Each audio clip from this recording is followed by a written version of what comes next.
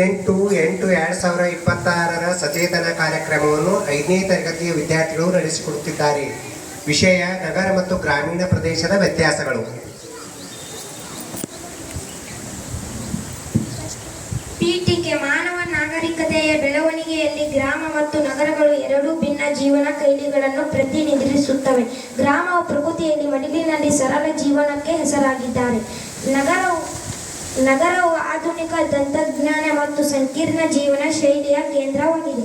ಈ ಎರಡೂ ವಲಯಗಳನ್ನು ಪ್ರತ್ಯೇಕವಾಗಿ ಅಸ್ತಿತ್ವದಲ್ಲಿದ್ದರೂ ಅವುಗಳ ನಡುವೆ ಅವಿನಾಭಾವ ಸಂಬಂಧವಿದೆ. ಉದ್ಯೋಗ ಸ್ವರೂಪ.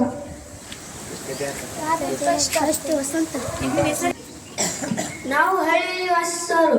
ಗ್ರಾಮಗಳಲ್ಲಿ ಕೃಷಿ, ಹೈನುಗಾರಿಕೆ, ಕುಶಲಕಲೆಗಳು ಮುಖ್ಯ ಉದ್ಯೋಗ. ನಾವು ನಗರದಲ್ಲಿ ವಾಸಿಸುವವರು. ನಗರದಲ್ಲಿ ಕೈಗಾರಿಕೆ, ವ್ಯಾಪಾರಿ, ವಾಣಿಜ್ಯ, ಸೇವಾ ಕ್ಷೇತ್ರಗಳು ಮುಖ್ಯ.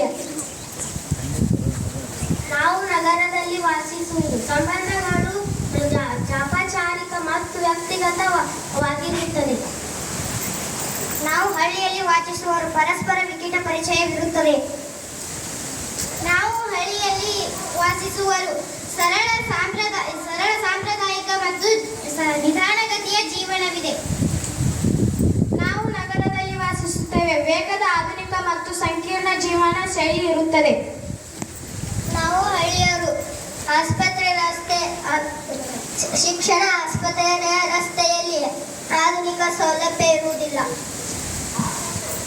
ನಾವು ಹಳ್ಳಿಯಲ್ಲಿ ವಾಸಿಸುವವರು. ಗ್ರಾಮಗಳಲ್ಲಿ ಕೃಷಿ, ಹೈನುಗಾರಿಕೆ, ಕುಶಲತೆಗಳು ಹೊಂದಿರುತ್ತವೆ.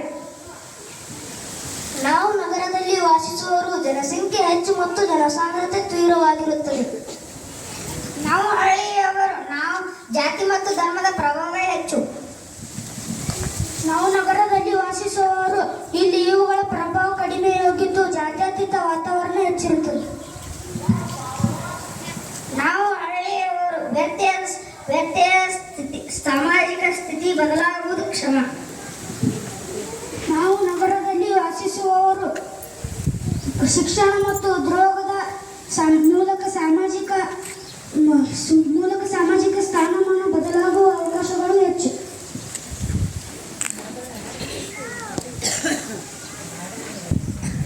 ಬೆಳಗುವ ಬೆಳ್ಳಿಯ ಚುಕ್ಕಿಯ ಮೂಡಿತು ಬೆಳಗಾಯಿತು ನೋಡು ಬಸವನ ಹೊಡೆಕೊಂಡು ಹೊಲಕ ಹೋಗ್ತೀನಿ ಬುದ್ಧಿಯ ನೀ ಮಾಡು. ಬಸವನ ಹೊಡೆಕೊಂಡು ಹೊಲಕ ಹೋಗ್ತೀನಿ ಬುದ್ಧಿಯ ನೀ ಮಾಡು. ಬುದ್ಧಿ ನೀರ ಎಲ್ಲ ತರತೀನಿ ಬಂಡಿಯ ನೀ ಹೂಡು. ಬುದ್ಧಿ ನೀರ ಎಲ್ಲ ತರತೀನಿ ಬಂಡಿಯ ನೀ ಹೂಡು.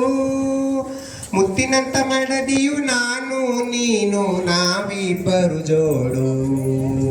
ಬೆಳಗುವ ಬೆಳ್ಳಿಯ ಚುಕ್ಕಿಯ ಮೂಡಿತು ಬೆಳಗಾಯಿತು ನೋಡು. ಬಸವನ ಹೊಡೆಕೊಂಡು ಹೊಲಕ ಹೋಗ್ತೀನಿ ಬುದ್ಧಿಯ ನೀ ಮಾಡು. ಧನ್ಯವಾದಗಳು.